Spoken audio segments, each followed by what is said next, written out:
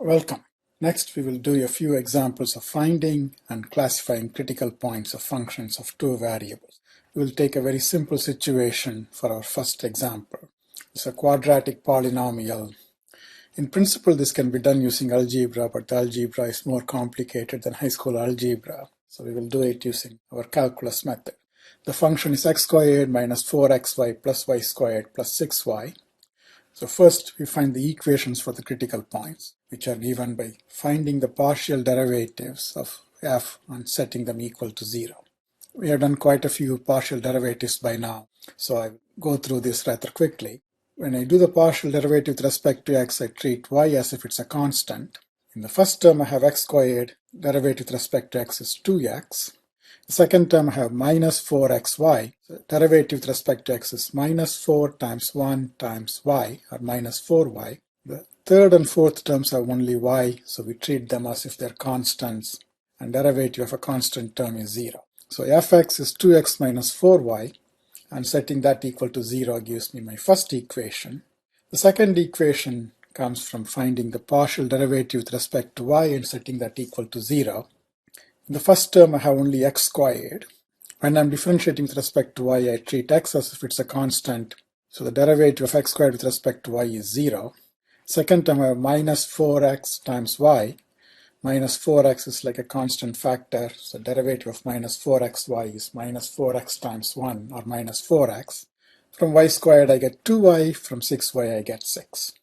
Since this is a linear system, we can solve this either by elimination or substitution. I will use substitution since it's better suited for nonlinear systems as well, which come across in other problems. It's easy enough to solve for x from the first equation. Add 4y to both sides, giving 2x equals 4y, then divide by 2, so I get x equals 2y. I substitute this in the second equation. So in place of minus 4x, I have minus 4 times 2y, and then I simplify this. Minus 4 times 2y is negative 8y, plus 2y is negative 6y. So I get negative 6y plus 6 equals 0. So subtract 6 from both sides and then divide by negative 6, and that gives us y equals 1.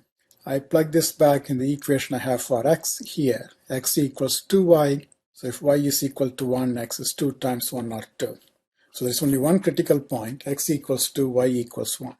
To apply the second derivative test, I have to find the second order partial derivative. So fxx is the derivative of fx with respect to x. In the first term I have 2x, its derivative is 2. In the second term I have only y, so it's like a constant term. Its derivative is 0, so fxx is 2 minus 0, or just 2.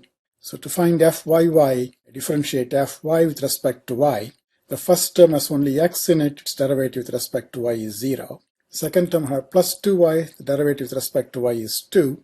In the third term I have only 6, a constant, so derivative is 0. So fyy is 2. To find fxy, I can differentiate fx with respect to y.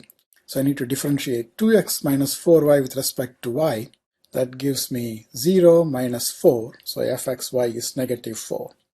So the discriminant is fxx times fyy minus fxy quantity squared. So it's 2 times 2 minus negative 4 squared. It's 4 minus 16, it's negative 12. That's negative, so 2, 1 is a saddle point.